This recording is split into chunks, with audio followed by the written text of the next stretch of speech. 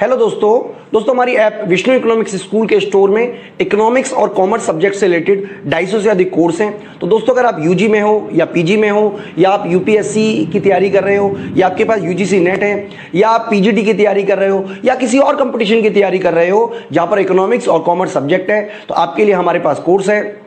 तो दोस्तों हमारी ऐप जरूर डाउनलोड कर लीजिएगा, विष्णु इकोनॉमिक्स स्कूल। हेलो दोस्तों इस वीडियो के माध्यम से मैं आप बच्चों को भारत में पाए जाने वाला बैंकिंग स्ट्रक्चर यानी कि बैंकों का जो ढांचा है उसके बारे में आपको डिटेल में बताऊंगा। तो बच्चों सबसे पहले तो आप ये समझ लीजिए कि भारत में जो बैंकिंग स्थापना हुई है वो सबसे पहले हुई है 1806 में, जो कि बैंक ऑफ इंग्लैंड ने यहाँ पे स्थापित की गई। इसके अलावा भारत का जो पहला कमर्शियल बैंक भारत में खुला है वो है अवध कमर्शियल बैंक, जो कि 1881 में स्थापित हुआ। इसके अलावा 1894 में पंजाब नेशनल बैंक और 1921 में imperial bank of India Bharat में आया, जिसको कि बाद में 1955 में इसी बैंक को, इंपीरियल बैंक ऑफ इंडिया को ही राष्ट्रीयकरण करके भारतीय स्टेट बैंक बनाया गया। तो बच्चों इस वीडियो के माध्यम से मैं आपको भारत के जो वर्तमान स्ट्रक्चर है उसके बारे में डिटेल में आप बच्चों को समझाऊंगा। तो देखिए सबसे पहले तो आप ये समझ लीजिए कि भारत में जो भी जितनी भी बैंकिंग सिस्टम है उसका सबसे प्रमुख है भारत का केंद्रीय बैंक। और केंद्रीय बैंक जो होता है वो देश का सर्वोच्च बैंक है। इसे नोट जारी करने का एकाधिकार है। ये बैंकों का बैंक होता है, बैंकों का अंतिम ऋणदाता होता है, साख नियंत्रण का काम करता है, समाशोधन गृह का काम करता है, आंकड़ों को जारी करने का काम करता है और भी तमाम तरीके के कार्य करता है। और भारत में जो भारत का केंद्रीय बैंक है उसको बोलते हैं भारतीय रिजर्व बैंक। तो भारतीय रिजर्व बैंक जो है वो टॉप होता है, या आप कह सकते हो अपेक्स इंस्टीट्यूशन है पूरी की पूरी बैंकिंग सिस्टम का। तो वर्तमान में जो चेंजेस हुए उसके मुताबिक अब जो बैंक है यानी कि आरबीआई की भूमिका जो बैंक है उनके नियामक यानी कि रेगुलेटर के रूप में मानी जाती है। तो इसके अंदर जो बैंक आती हैं उसको हम 3 कैटेगरी में डिवाइड कर देते हैं। वाणिज्यिक बैंक, जिनका मूल उद्देश्य जो होता है वो होता है, आप कह सकते हो कि व्यवसाय करना, ठीक है। इसके अलावा सहकारी बैंक के बारे में हम आपको बताएंगे। कोऑपरेटिव बैंक होती है, ये लोगों के समूह मिलके बनाते हैं, किस तरीके से होता है इसका स्ट्रक्चर के बारे में भी हम आगे बात करेंगे। इसके अलावा विकास बैंक जो होती हैं वो किसी विशेष उद्देश्य की प्राप्ति के लिए स्थापित की जाती है। इनके बारे में भी बच्चों हम डिटेल में डिस्कस करेंगे। फिलहाल हम यहाँ पे आपको बता रहे हैं वाणिज्य बैंक के बारे में। और वाणिज्य बैंक में आती है अनुसूचित बैंक, गैर अनुसूचित बैंक। इसके अलावा सार्वजनिक क्षेत्र की बैंक आती हैं, मतलब जो अनुसूचित बैंक है उसमें सार्वजनिक क्षेत्र की बैंक आती है, निजी क्षेत्र की बैंक आती है, लघु वित्त बैंक आती है, क्षेत्रीय ग्रामीण बैंक आती है, विदेशी बैंक आती है, ठीक है। विदेशी बैंक 2 बार और लग गया है, विदेशी बैंक आती है। इसके अलावा पेमेंट बैंक आती है। तो ये सारी की सारी जो बैंक हैं ये आती हैं, आप कह सकते हो एक तरीके से व्यापारिक बैंक में, अनुसूचित बैंक में। तो सबसे पहले हम आपको सब कुछ बताएंगे बच्चों, सहकारी बैंक, विकास बैंक, सब कुछ डिटेल में आपको बताएंगे। तो सबसे पहले हम बात करते हैं, यहाँ से शुरू करते हैं और आपको समझाते हैं वाणिज्य बैंक क्या होता है। हालांकि वाणिज्य बैंक क्या होती है इसके ऊपर हमने अलग से एक वीडियो बनाई हुई है, लेकिन फिलहाल आप ये समझ लीजिए कि जो वाणिज्य बैंक होती हैं वो संस्था होती हैं जो लाभ कमाने के उद्देश्य से जमा स्वीकार करती हैं और ऋण देने का काम करती हैं। इसके अलावा वर्तमान समय में ये साख सृजन का काम करती हैं। इसके अलावा बच्चों बहुत सारे द्वितीय कार्य होती है, एजेंसी के कार्य करती हैं, ठीक है, उपयोगिता संबंधी कार्य करती है, तमाम तरीके के कार्य आज व्यापारिक बैंक करती हैं। इसके अलावा ये जॉइंट स्टॉक बैंक होती है, यानी कि इसमें किसी एक का अधिकार नहीं होता बल्कि कई लोगों का अधिकार होता है। और व्यापारिक बैंक के 2 प्रकार की हो सकती हैं, जिसके बारे में हम आगे डिस्कस करते हैं। एक तो अनुसूचित बैंक होती है और दूसरा गैर अनुसूचित बैंक। तो अनुसूचित बैंक क्या है बच्चों, भारत में आरबीआई एक्ट है, उस एक्ट के अकॉर्डिंग जो दूसरी अनुसूची है उसमें जिन बैंकों का उल्लेख किया गया है उसको बोलते हैं अनुसूचित बैंक। यानी कि अनुसूचित बैंक होने के लिए कुछ शर्तों का जरूरी है पूरा करना। तो सबसे पहली जो शर्त है जिसके माध्यम से कोई अनुसूचित बैंक बनती है तो ये आरबीआई एक्ट है जो कि 1934 में बना है। उसके अकॉर्डिंग जो पेड अप कैपिटल होनी चाहिए किसी भी बैंक को स्थापित करने के लिए वो कम से कम 5 लाख रुपए होनी चाहिए, ये पहली शर्त इन्होंने रखी। इसके अलावा बच्चों और शर्तों में हम ये बात करें, इसके अलावा बच्चों दूसरी शर्त ये है कि जमा का एक अनुपात केंद्रीय बैंक में जमा कराना आवश्यक है। इसके अलावा इनको अपनी जो भी बैलेंस शीट है, जो भी सार्वजनिक बैंक, जो भी शेड्यूल बैंक हैं, उनको प्रति सप्ताह के से इनको अपनी जो स्थिति विवरण है वो आरबीआई के पास जमा कराना पड़ता है, और साथ ही साथ इनको ऐसा कार्य न करने का वचन देना पड़ता है जिससे जो बैंक के जमा करता है उनके हितों की हानि हो। मूल रूप से अगर आप बुक्स पढ़ोगे तो आपको दो ही शर्तें देखने को मिलती हैं, जिसमें से पहली शर्त तो है कि जो पेड अप कैपिटल है वो 5 लाख रुपए तक कम से कम 5 लाख रुपए होनी चाहिए। इसके अलावा बैंक कोई भी ऐसी एक्टिविटी में इन्वॉल्व ना हो जिसके द्वारा जो जमा करता है उनके हितों को हानि हो, क्योंकि बैंकिंग सिस्टम का जो भी पूरा का पूरा जो स्ट्रक्चर है वो जमाकर्ता के हितों को सुरक्षित करना है। तो आरबीआई जमा हितों को सुरक्षित करने के लिए और क्या क्या काम करती है उसके ऊपर बच्चों हम अलग से एक वीडियो बना सकते हैं, लेकिन फिलहाल आप यहाँ पे ये समझ लीजिए कि अनुसूचित बैंक जो होती है उनको दिशा निर्देशों का पालन करना पड़ता है, और इन दिशा निर्देशों का पालन करने के एवज में व्यापारिक बैंकों को कुछ विशेष सुविधाएं दी जाती हैं जो कि केवल और केवल अनुसूचित बैंकों को मिलती हैं, बाकी की बैंकों को ये नहीं मिलती है। तो उनमें से पहली तो ये है कि जो बैंक दर है, बैंक दर पर केंद्रीय बैंक से ये ऋण लेने के काबिल है, यानी कि जो भी बैंक दर चल रही है उस पर ये ऋण ले लेती हैं, क्योंकि बैंक दर जो होती है वो लंबे समय के लिए लोन देने का तरीका है। इसके अलावा जो क्लियरिंग हाउस है उसका एक सदस्य बन जाती है, यानी कि एक बैंक दूसरी बैंक के चेकों का क्लियरिंग हाउस कर सकती है बहुत आसानी से। इसके लिए एक प्रोसीजर होता है बच्चों, उस प्रोसीजर का हिस्सा बन जाती है। जैसे मान लीजिए एचडीएफसी बैंक का मैंने चेक इशू किया और आईसीआईसी बैंक में जमा करा दिया या एसबीआई बैंक में जमा करा दिया, तो एक प्रोसीजर के थ्रू एक दूसरे को ये चेक का ट्रांसफर पेमेंट करती हैं, लेकिन उसके लिए किसी भी तरीके के नगद भुगतान की आवश्यकता नहीं होती। यानी कि जैसे ही ये शेड्यूल बैंक रजिस्टर्ड होती हैं वैसे ही वो एक तरीके से क्लियरिंग हाउस का सदस्य बनने के काबिल हो जाती है। इसके अलावा अगर मान लीजिए डेली पर्पस में अगर कभी जरूरत पड़ जाती है किसी बैंक को लोन लेने की, तो जो फर्स्ट क्लास सिक्योरिटीज होती हैं जैसे गवर्नमेंट बॉन्ड वगैरह, इनके बेस पर इनको लोन मिल जाता है। तो ये बच्चों है हमारी अनुसूचित बैंक के बारे में। तो ये सारी की सारी बातें। गैर अनुसूचित बैंक वो होती है जो सेकंड जो शेड्यूल है, द्वितीय शेड्यूल है, उसमें नहीं आती हैं, और ये जो बैंकें होती हैं ये आरबीआई के पास पैसा भी जमा नहीं कराती। मतलब देखिए यहाँ पर क्या होता है ना, इन बैंकों को तो जो अनुसूचित बैंक हैं उनको अपनी जो भी जमा हुई है उसका कुछ हिस्सा सीआरआर के रूप में केंद्रीय बैंक के पास रखना पड़ता है, लेकिन इनके पास इस तरीके की बाउंडेशन नहीं है। ये अपने पास भी कैश रिजर्व रेशियो के रूप में संपत्ति पैसे को रख सकती हैं। इसके अलावा इनको लोन लेने की भी फैसिलिटीज आरबीआई से नहीं होती है। हालांकि जब आपातकाल आ जाता है तो कुछ शर्तों के साथ इनको भी आरबीआई मदद करती है, लेकिन सामान्यतः ये अपने दैनिक खर्चों को पूरा करने के लिए लोन नहीं ले पाते हैं। तो इस तरीके की जो बैंक होती है बच्चों, उनको बोलते हैं गैर अनुसूचित बैंक। आगे हम बात करें, अगर हम आपको डिटेल में और हम बताएं आपको कि भारत में जो अनुसूचित बैंक हैं और जो आप कह सकते हो एक तरीके से अनुसूचित बैंक और गैर अनुसूचित बैंक की अगर हम बात करें आपको डिटेल में, तो इसका हम कुछ अंतर कर लेते हैं बच्चों, क्योंकि अंतर एक बार हम कर लें तो आपको कुछ डाउट है वो क्लियर हो जाएंगे। तो सबसे पहला आप साइड स्क्रीन पे देखते रहिएगा बच्चों। सबसे पहला जो अंतर है आप कह सकते हो एक तरीके से अनुसूचित बैंक और गैर अनुसूचित बैंक में, वो है आरबीआई एक्ट 1934 की दूसरी अनुसूची में शामिल होना और दूसरी अनुसूची में शामिल नहीं होना। तो बच्चों जो अनुसूचित बैंक होती है वो दूसरी अनुसूची में शामिल होती हैं, लेकिन गैर अनुसूचित बैंक जो हैं वो दूसरी अनुसूची में शामिल नहीं होती हैं। इसके अलावा शर्त जो है 5 लाख चुकता पूंजी और जमाकर्ता की सुरक्षा, ऐसी शर्त को मानना पड़ता है अनुसूचित बैंक को, लेकिन गैर अनुसूचित बैंक इस तरीके की शर्त मानने के लिए, मतलब इस तरीके की शर्त जो है वो गैर अनुसूचित बैंक पे लागू नहीं होती। हालांकि जमाकर्ता की सुरक्षा तो सबको ही करनी चाहिए, आरबीआई चाहता है। इसके अलावा जो अनुसूचित बैंक होती हैं उनको अपनी जमा का एक हिस्सा केंद्रीय बैंक के पास सुरक्षित रखना पड़ता है, लेकिन गैर अनुसूचित बैंकों के ऊपर इस तरीके की कोई बाउंड्री नहीं है कि उनको अपनी जमा का हिस्सा केंद्रीय बैंक के पास रखना ही पड़ेगा। इस तरीके की कोई बाउंड्री या बाउंडेशन गैर अनुसूचित बैंकों के साथ तो कम से कम नहीं है। इसके अलावा बच्चों ऋण देने की बात की हमने की, तो जो दैनिक खर्चे होते हैं उनके लिए ऋण ले सकती हैं जो अनुसूचित बैंकें होती हैं, चाहे उसके लिए उनको फर्स्ट क्लास सिक्योरिटी को गिरवी रख क्यों ना रखना पड़े, लेकिन इस तरीके की सुविधाएं जो गैर अनुसूचित बैंक हैं उनको नहीं मिलती हैं। इसके अलावा समाशोधन गृह के सदस्य बन जाती हैं जो गैर अनुसूचित बैंक हैं, यानी कि एक दूसरे से चेक आप ट्रांसफर कर सकते हो। गैर अनुसूचित बैंक में इस तरीके की सदस्यता नहीं मिलती है, और स्थिति विवरण भी जमा नहीं कराना पड़ता है गैर अनुसूचित बैंक को एक पर्टिकुलर पीरियड पे, लेकिन इस तरीके का प्रोविजन अनुसूचित बैंक के लिए होता है, यानी कि उनको प्रत्येक सप्ताह में अपनी स्थिति विवरण केंद्रीय बैंक के पास जमा कराना पड़ता है।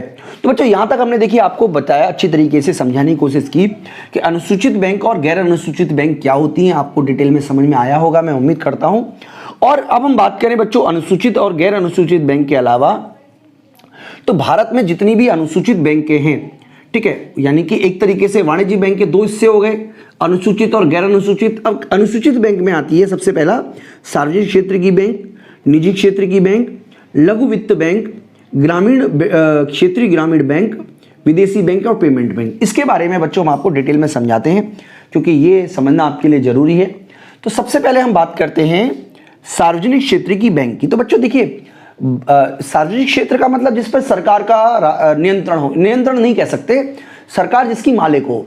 तो सरकार ने अपने पहले तो सरकार का 100% ही स्टॉक शेयर रहा करता था, लेकिन सरकार ने अपने परिवर्तन के माध्यम से इसका जो स्टॉक है वो ओपन मार्केट में बेचा और अब कंडीशन ले रख दी है कि 51%, एक कट ऑफ रख दिया 51% से ऊपर सरकार का जिसमें स्टेक है, जिसमें सरकार का आप कह सकते हो स्टॉक है, स्टॉक स्टेक का मतलब जिसमें सरकार मालिक है 51% से ऊपर का, वो सारी की सारी पब्लिक सेक्टर बैंक ही कहलाएंगी। तो वर्तमान में टोटल मिलाकर 12 अभी भी पब्लिक सेक्टर बैंक है, जिसके बारे में हम आगे आपसे डिटेल भी करेंगे। इसके अलावा निजी क्षेत्र की बैंकों की अगर हम बात करें तो निजी क्षेत्र की बैंक वो होती है जिसमें जो अधिकांश हिस्सेदारी है वो व्यक्तियों और निगमों के पास होती है। लेकिन बच्चों हमने एक और वीडियो बनाई हुई है जिसमें हम आपको सार्वजनिक क्षेत्र की बैंक और निजी क्षेत्र की बैंकों का जो डिटेल है वो हमने किया हुआ है, तो वो वीडियो हम इसमें जोड़ देते हैं जिससे कि आपको सार्वजनिक क्षेत्र की बैंक और निजी क्षेत्र की बैंक के बारे में जो भी हमारा एक्सप्लेनेशन है वो अच्छी तरीके से समझ में आ जाए। अगर हम बात करें पब्लिक सेक्टर बैंक की, तो पब्लिक सेक्टर बैंक वो होती है जिसमें जो गवर्नमेंट है उनकी हिस्सेदारी 51% से ऊपर होती है। तो कई बैंकों में ये 89% तक है, कुछ में 56% तक है। तो अलग अलग बैंकों में अलग अलग गवर्नमेंट का शेयर है, लेकिन ये शेयर जो है वो 51% से ऊपर होना चाहिए, तो उनको पब्लिक सेक्टर बैंक कहते हैं। और प्राइवेट सेक्टर बैंक वो होती है जिनमें जो मैनेजमेंट है वो प्राइवेट हाथों में है, जिसमें पब्लिक का जो रोल है यानी कि जो पब्लिक शेयर है गवर्नमेंट का वो कम है या नहीं के बराबर है। तो ये जो नॉर्मली ये जो बैंक होती है ये किसी प्राइवेट कॉर्पोरेट हाउसेस की या और तरीके की जो ये पब्लिक सेक्टर को पब्लिक में अपने शेयर वगैरह इशू करके ये पैसा क्रिएट करती है। तो इसका जो अगर हम बात करें पब्लिक सेक्टर बैंक की, तो इंडिया में 2020 में जब मैं ये वीडियो बना रहा हूँ 20 टोटल मिलाकर 12 पब्लिक बैंक हैं। तो जिसमें से कुछ बैंकों के नाम मैं आपको बता देता हूँ, साथ ही साथ इनका हेड ऑफिस कहाँ है वो भी मैं आपसे बता देता हूँ। तो सबसे पहले जो हम बैंक की बात कर रहे हैं वो हम बात कर रहे हैं जो हमारी बैंक है वो है बैंक ऑफ बड़ौदा। इसको 1908 में इसका एस्टेब्लिशमेंट हुआ था और इसका जो हेड क्वार्टर है वो वडोदरा गुजरात में है। इसके अलावा बैंक ऑफ इंडिया का 1906 में स्थापित हुई थी, ये मुंबई महाराष्ट्र में इसका हेड ऑफिस है। इसके अलावा बैंक ऑफ महाराष्ट्र 1935 में इस्टेब्लिशमेंट हुई थी, पुणे महाराष्ट्र में इसका हेड ऑफिस है। सेंट्रल बैंक जो है 1906 में इस्टेब्लिशमेंट हुआ था इसका, बेंगलुरु कर्नाटका में इसका हेड ऑफिस है। इसके अलावा सेंट्रल बैंक ऑफ इंडिया का मुंबई महाराष्ट्र में हेड ऑफिस है, ये 1911 में इसको इस्टेब्लिशमेंट हुआ था। इसके अलावा इंडियन बैंक है 1907 में इसको इस्टेब्लिशमेंट हुआ था, चेन्नई तमिलनाडु में इसका हेड ऑफिस है। इंडियन ओवरसीज़ बैंक है 1937 में इसको इस्टेब्लिशमेंट हुआ था, चेन्नई तमिलनाडु में इसका भी हेड ऑफिस है। इसके अलावा पंजाब एंड सिंध बैंक है 1908 में इसको इस्टेब्लिशमेंट हुआ था और इसका जो हेड क्वार्टर है वो न्यू दिल्ली में है। इसके अलावा पंजाब नेशनल बैंक का हेड क्वार्टर भी न्यू दिल्ली में ही है, ये 1894 में इसका इस्टेब्लिशमेंट हुआ था। स्टेट बैंक ऑफ इंडिया का 1955 में इस्टेब्लिशमेंट हुआ था और ये मुंबई महाराष्ट्र में इसका हेड ऑफिस है। यूको बैंक जो है वो 1943 में इसको इस्टेब्लिशमेंट हुआ था, कोलकाता वेस्ट बंगाल में इसका हेड ऑफिस है। और इसके अलावा यूनियन बैंक ऑफ इंडिया जो है 1919 में इसका इस्टेब्लिशमेंट हुआ था, मुंबई महाराष्ट्र में इसका हेड ऑफिस है। तो बच्चों इंडिया में जो 2017 में SBI ने 6 बैंकों को मर्ज हो गया, जिसमें से 5 बैंकें तो SBI से एसोसिएटेड थी, जो कि थी State Bank of Patiala, State Bank of Bikaner and Jaipur, State Bank of Raipur, State Bank of Trivendrapur, State Bank of Hyderabad. ठीक है, इसके अलावा भारतीय महिला बैंक को भी SBI में ही मर्ज कर लिया गया था अक्टूबर 1 2017 से। इसके बाद 2020 में भी कुछ बैंकों का मर्जर हुआ है, वो मैं आपको बताना चाहूँगा। इसमें जो सबसे पहले ही जो बैंक है वो है ओरिएंटल बैंक ऑफ कॉमर्स और यूनाइटेड बैंक ऑफ इंडिया का। इसका जो मर्जर हुआ है, एक्वायर्ड जिस बैंक ने किया है वो पंजाब नेशनल बैंक है। दूसरी जो बैंक है इलाहाबाद बैंक, इसको मर्ज किया गया है इंडियन बैंक में, और सिंडिकेट बैंक को मर्ज कर दिया गया है कैनरा बैंक में। इसके अलावा आंध्रा बैंक है, आंध्रा एंड कॉर्पोरेशन बैंक, ये दो बैंकों को मर्ज कर दिया गया है यूनाइटेड बैंक ऑफ इंडिया में। तो इन सब मर्जर के बाद अब आप देख पा रहे हैं कि जो पंजाब नेशनल बैंक है वो इंडिया में सेकंड लार्जेस्ट बैंक बन चुका है, जिसका कि जो कैपिटल है वो 19.75 करोड़ रुपीज़ है। ठीक है, यूनाइटेड बैंक ऑफ इंडिया इसमें मर्ज हुआ था। इसके अलावा ओरिएंटेड बैंक ऑफ कॉमर्स भी इसमें मर्ज हुआ था, जो हमने ऑलरेडी बता दिया था आपको। इसके अलावा फोर्थ लार्जेस्ट जो है वो है कैनरा बैंक, 15.20 लाख की इसकी कैपिटल है। सिंडिकेट बैंक इसमें मर्ज किया था। इसके अलावा जैसा कि अभी हमने बताया था, यूनाइटेड बैंक ऑफ इंडिया में आंध्रा बैंक और कॉर्पोरेट बैंक को मर्ज करने के बाद ये फिफ्थ लार्जेस्ट बैंक बन गई है, जिसकी कैपिटल 14.59 करोड़ रुपीज़ है। इसके अलावा सेवंथ लार्जेस्ट जो बैंक है वो है हमारी 8.80 लाख करोड़ के साथ इंडियन बैंक। एसबीआई जो है वो भारत में सबसे बड़ी पब्लिक सेक्टर बैंक है, जिसकी की कैपिटल है टोटल मिलाकर 52.05 लाख करोड़ है, इसका बिजनेस है, टोटल बिजनेस जो है। और इसके अलावा जो थर्ड लार्जेस्ट है वो बैंक ऑफ बड़ौदा है, जिसमें 17.13 लाख का इसका बिजनेस है। और जो बैंक ऑफ इंडिया है उसका सिक्स्थ लार्जेस्ट बैंक है, इसका 9.30 लाख करोड़ का बिजनेस है इसका टोटल। तो हम कैपिटल की बात नहीं कर रहे थे, बिजनेस की बात कर रहे थे सब बैंकों में। तो इस तरीके से बच्चों आप रैंकिंग याद रखिएगा, ठीक है, तो इसके लिए बहुत ज़रूरी है। इसके अलावा अगर हम प्राइवेट सेक्टर बैंकों की बात करें तो कई सारी प्राइवेट सेक्टर बैंक भी हैं, जिसमें अभी वर्तमान में 22 कमर्शियल बैंक हैं, जिसमें से एक्सिस बैंक जो है वो 1993 में हुई थी, मुंबई महाराष्ट्र में इसका हेड ऑफिस है। इसके अलावा बंधन बैंक है, 2015 में इसको एस्टेब्लिशमेंट हुआ था, कोलकाता वेस्ट बंगाल में इसका हेड ऑफिस है। इसके अलावा CSB बैंक है, 1920 में इसको एस्टेब्लिशमेंट हुआ था। इसके अलावा सिटी यूनियन बैंक है, 1904 में एस्टेब्लिशमेंट हुआ था। DCB बैंक 1930 में महाराष्ट्र मुंबई में इसका हेड ऑफिस है। धनलक्ष्मी बैंक 1927 में एस्टेब्लिशमेंट हुई थी। इसके अलावा फेडरल बैंक है, आप देख लीजिएगा इसको कहाँ कहाँ इसके हेड ऑफिस है, याद रख लीजिएगा आप, ठीक है, कौन से ईयर में एस्टेब्लिशमेंट हुई थी और कहाँ कहाँ इसका हेड ऑफिस है। वैसे हम इनके बारे में, कुछ बैंकों के बारे में डिटेल हम आगे भी करेंगे, जैसे HDFC, ICICI बैंक, IDBI, इनके बारे में हम और भी डिटेल आगे वीडियो के थ्रू कराते रहेंगे। इसके अलावा Dhanlaxmi bank, federal bank, HDFC bank, ICICI bank. ICICI bank Bharat का सबसे बड़ा प्राइवेट बैंक है, इसके बाद HDFC बैंक का नंबर है, ठीक है। और इसके अलावा IDFC First Bank, Jammu and Kashmir Bank, Karnataka Bank, Karur Vysya Bank है, कोटक महिंद्रा बैंक है, Lakshmi Vilas Bank, Nainital Bank, RBL Bank है। इसके अलावा South Indian Bank, Tamil Nadu Mercantile Bank है, यस बैंक के बारे में तो अभी आपने स्टोरी सुनी भी होगी, IDBI बैंक। तो बच्चों इस तरीके से हमने देखा कि कमर्शियल बैंक और प्राइवेट बैंक कौन कौन सी है इंडिया में। मुझे उम्मीद है कि आप इन सभी जो हेड ऑफिस हैं और डेट्स हैं इनको याद रख लेंगे, कब कब इस्टेब्लिशमेंट इनका हुआ था, क्योंकि एग्जाम में इनमें से कोई भी चीज़ आपसे पूछ सकता है। बच्चों मैं उम्मीद करता हूं कि आपको जो सार्वजनिक क्षेत्र की बैंक हैं और निजी क्षेत्र की बैंकों के बारे में आइडिया लग गया होगा कि कौन कौन सी सार्वजनिक क्षेत्र की बैंकें हैं और कौन कौन सी निजी क्षेत्र की बैंकें हैं। बात करें अगर हम क्षेत्रीय ग्रामीण बैंकों की, तो ये भी हमारा एक तरीका है कमर्शियल बैंक का, क्षेत्रीय ग्रामीण बैंक। तो बच्चों क्षेत्रीय ग्रामीण बैंक जो हैं उनका जो मूल उद्देश्य होता है वो ग्रामीण क्षेत्रों में साख की पूर्ति कराना है, साख की उपलब्धता कराना है। क्योंकि आमतौर पर ये देखा गया है कि कमर्शियल बैंक जो हैं, जो बड़ी सार्वजनिक या निजी क्षेत्र की बैंकें हैं, इनकी शाखाएं ग्रामीण क्षेत्रों में उपलब्धता से काफ़ी कम हैं। इसी उद्देश्य की पूर्ति के लिए 2 अक्टूबर 1976 को ग्रामीण क्षेत्रों में क्षेत्रीय ग्रामीण बैंक यानी कि RRB, रीजनल रूरल बैंक की स्थापना की गई।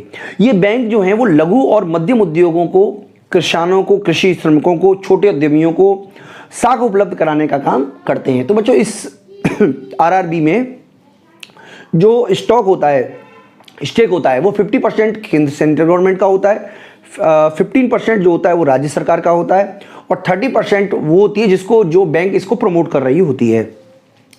और इस बैंकों में जो पैसा जमा होता है जमाकर्ताओं का, वो काफ़ी सुरक्षित होता है, क्योंकि बीमा जमा राशि जो है एवं ऋण गारंटी निगम है जो कि इस पैसे को सुरक्षित रखने की जिम्मेदारी, गारंटी लेता है।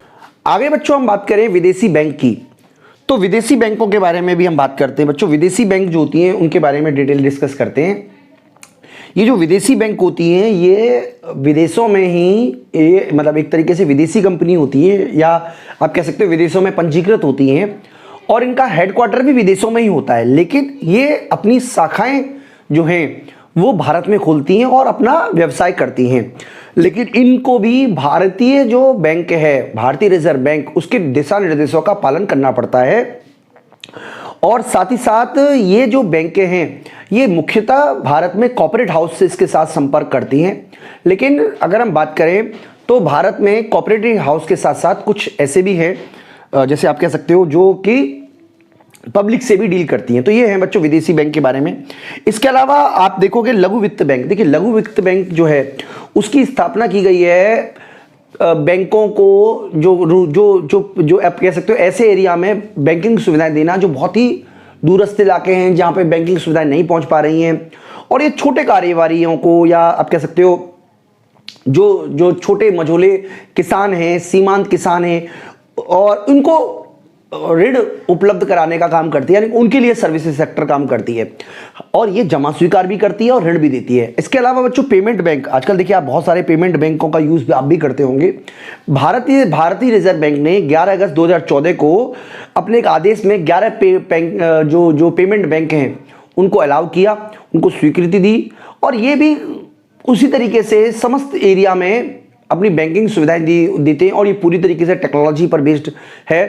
हालांकि जो स्मॉल फाइनेंसिंग बैंक हैं वो ऋण देने का भी काम करती है और जमा स्वीकार करने का काम भी करती है, लेकिन जो पेमेंट बैंक हैं वो केवल और केवल जमा स्वीकार करने का काम तो कर सकती है लेकिन लोन नहीं दे सकती हैं।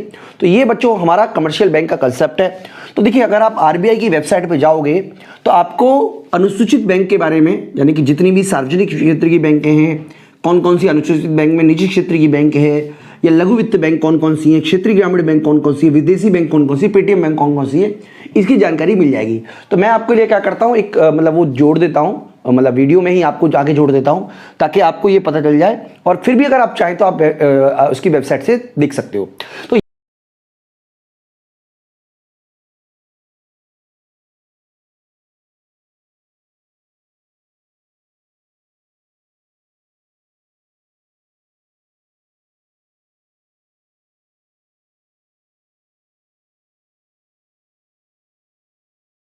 यहां तक बच्चों हमने आपसे डिस्कस कर लिया वाणिज्य बैंक के बारे में। आगे हम डिस्कस करेंगे सहकारी बैंक और विकास बैंक के बारे में, यानी कि अगली वीडियो में हम आपको सहकारी बैंक और विकास बैंक के बारे में बताएंगे। और मैं उम्मीद करता हूं कि आपको कंसेप्ट अच्छी तरीके से समझ में आ गया होगा। आपको बैंकिंग स्ट्रक्चर के बारे में डिटेल जितनी भी आपकी जरूरत है वो सारी इस वीडियो के माध्यम से आपको मिल गई होगी। इस वीडियो में इतना ही। Thank you.